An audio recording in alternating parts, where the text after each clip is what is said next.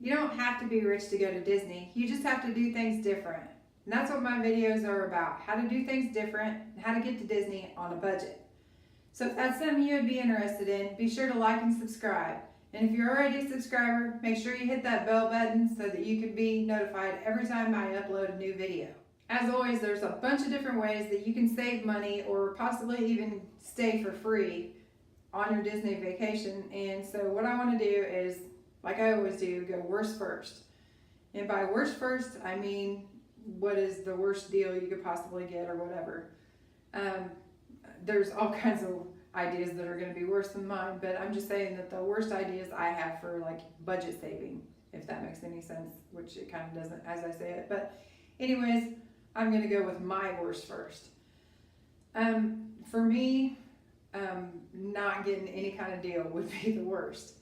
So if you're not going to get a deal anywhere, the least that you can do to kind of minimize that is to go through a shopping porthole.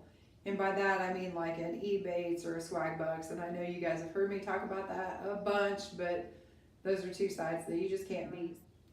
If you have to pay full price, at least get some of your money. It may only be 1%, but it might be up to 11%, and at least you're getting some of your money back. So that would be my worst first, paying full price, but at least go through the porthole to get some of your money back. My next worst first, or second worst, I guess you would say, would be staying at Disney. And I'm not saying that that would be the absolute worst thing that could happen, because obviously it's a magical experience and you never have to leave the Disney World feeling, and it's just completely different staying on site than it is off site.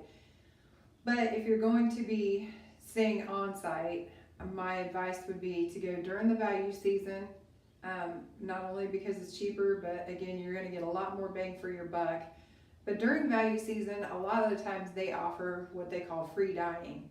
And that is where you pay for your hotel, you pay for your park tickets, which usually includes a park hopper. You pay pretty much full price for that, and you get free dining.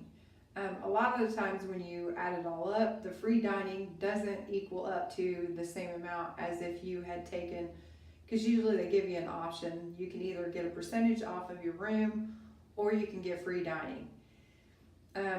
Dining is always a way that you can save a lot of money. I've posted other videos about how you can save money on the dining side of it, so there's no real need to do the free dining unless it's just something fun for you and your family just wants to try it. But if you're going for the most bang for your buck, I guess you would say, taking the percentage off of your hotel stay is probably going to be a lot larger than getting the free dining. So if you're planning on staying on site and trying to save some money, go to value season, skip the free dining, and go for the percentage off of your room. Another good way to save some money, you're not going to save a whole lot of money, but compared to other prices, it actually is pretty savings.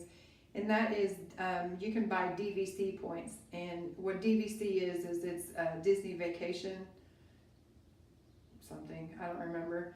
But basically, people have bought into a timeshare and they are selling points of their timeshare to people. And I wouldn't suggest going through Craigslist or something like that. There's a lot of companies out there, legitimate companies, that buy points from the condo owners and then turn around and resell them for them. And it's usually like $14 per point, which means that you can stay at some of the really nice resorts like Animal Kingdom and stuff like that for a fraction of the cost of what it would cost for you to just hit the magic button on the Disney website. So DVC Rentals, DVC rental points, that's another way to go. Again, it's going to be probably your more moderate or even some of your more luxury Disney places, but a lot of the times you can get those places about the same price that you could get your value resorts for about the same kind of money. And a lot of the times with those, even you can even get some of the condos, which means you can prepare your meals and stuff right there. So that'd be another way to save some money. Okay, now we're getting a little bit closer to what I enjoy doing and how I enjoy saving. One of the big ways to save money, and this isn't just at Disney, there's a lot of other different areas and locations that offer it, and I know a lot of people hate doing it, but it's the timeshare offers. a lot of the timeshares, you go through a presentation. They usually say it's like 90 minutes, but obviously it's always more than that. Some of them can be pretty high pressure sales, but so long as you stick to your guns and just keep saying no, I mean, they can't sell you something that you don't want. But I mean, a timeshare can be a really good thing if if it works out for your family. Like my brother and sister-in-law, that's what they have. They have timeshares, and I mean, they use theirs to the best that they possibly can. I mean, they go during off season so that their points, they can stay for longer seasons. So I'm not saying to just go to the timeshares because you can get a free vacation or whatever, but a lot of the time, the timeshares, if it's right for your family, can actually save you a lot of money, like it does my brother and sister-in-law. But for this video alone, timeshares, they offer the presentations, and like you can stay for 3 nights, and it might be like $249, and then you get like a $100 gift certificate after you have gone through the presentation. Well, it's 3 nights for $249, and usually where you're staying is usually some really, really nice properties, and it's usually condos, so you have your kitchen so you can cook, saves you money on the food.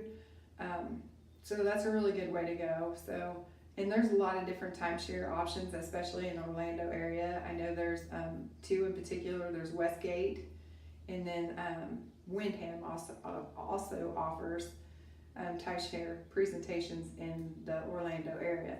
Now, granted, it's not going to be on Disney property, but it'll probably be pretty close or within driving distance. So, and it's going to save you quite a bit of money. Another one that you can go through is, and I hesitate to say this because this could get people in trouble if they don't use it the right way, but it's credit card points. Now, we like to use our credit card points, and when I say credit card points, what I mean is you spend so much money, they give you points. Like we have a Chase Freedom card. During certain times, the groceries that I buy, I get 5% back on that. But the whole thing with credit cards is it's not going to save you any money if you don't have the money to pay it at the end of every single month. But if you can use it just like you would your daily expenses, whether it be grocery shopping or whatever, use those, and then you can at least get 1 to 5% back of what we're already going to spend anyway. Just make sure that you don't go out spending to get these points, because if you don't pay it at the end of the month, you're going to be paying that high percentage rate, and then everything that you've just saved on points, you've lost on spending out in cash. So be very, very careful with the credit cards. But if it's something that you're able to do, credit cards is a good way to rack up points, whether it be for flying or cash back or hotels. That we went for spring break, and we went during the Garden and Flower show for Epcot, and we used a combination of credit card reward, which was my husband's IHG, which is like the Holiday Inns and stuff like that. They actually have a little resort, it's right outside in Kissimmee, called Cerro Lago, which we stayed there. Not the best of places, but it was a place to lay our head for the night. And that cost us 64,000 points, which was pretty much all the points that we had. And then on top of it, it was like $30.40 for like resort fees and parking and stuff like that. But so anyways, to stay for 3 nights, it basically cost us $30. And then we did that in combination with a timeshare program. And that one we did through Wyndham. And I can honestly tell you, if I was to buy timeshares, it would probably be with the Wyndham properties, just because they have so many all over the place. And we've got to stay at quite a few of them with my brother and sister-in-law, because they're actually timeshare. They actually are owners of timeshare through Wyndham. And a lot of the resorts we stayed at with them are some really, really nice resorts. But anyway, we went through one of their programs, and it was a 4-day, 3 nights, and it cost us $249. But after the presentation was over, we got a $200 American Express gift card. So it cost us $249, but we got $200 of it back. So technically, the 4-day, 3 nights cost us $49. Now again, we did that in combination with the IHG. So we stayed 7 days, 6 nights for a total of $79.40. Okay, the absolute best would be obviously if you had a wonderful brother like mine and sister-in-law like mine that are already timeshare owners, or you have family that live in the area and you would get to go stay there for free. That would be absolute best case scenario. The second best, to get it absolutely free, would be to go through Swagbucks. And I say this is the best, but at the same time, it would take you a long time to get there. The Swagbucks, there's a couple different things that they offer. You build up your Swagbucks, but whether it be through buying stuff online or answering polls or watching videos or whatever, but you get Swagbucks, and you get so many Swagbucks, and then you can cash them out. Well, two of the things you could use to cash them out if you were looking to get free hotel or a free stay in Disney World, two of the gift cards that they offer. One would be the Visa gift card, which a lot of the times the Visa gift cards will go on sale. So you can get like a $25 Visa gift card for 2,200 points. So basically you're getting about 15%, maybe 12% off of that.